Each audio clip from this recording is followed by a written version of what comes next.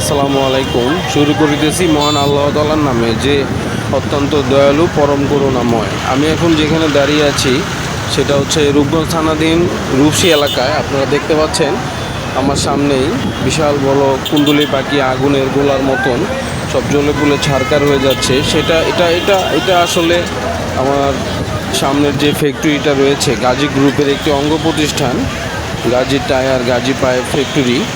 সেখানে আগুন লেগে অঙ্গার হয়ে গেছে চারিদিক। আমি এখন আপনাদেরকে একটু দেখানোর চেষ্টা করছি, যদিও আমার সামনে দিয়ে একটি বাস চলে গেল। এখন পুরোপুরি দেখেন আপনারা, এখানে দাও দাও করে আগুনের লীলাহীন শিখা, চারিদিক আকাশ বায়ু বাতাস সব কিছু অন্ধকার করে দিচ্ছে। ব্যাপক পরিমাণে আগুন লেগেছে ভিতরে। এটা আসলে খুব মর্মাহত একটি বিষয়, যেভাবে সম্পদের ক্ষতি করা। এখানে অনেক মানুষের কর্মসংস্থানের একটি ব্যবস্থা ছিল, কিন্তু সেই জিনিসগুলো এখন আর হচ্ছে না, সবাই বেকার হয়ে যাচ্ছে।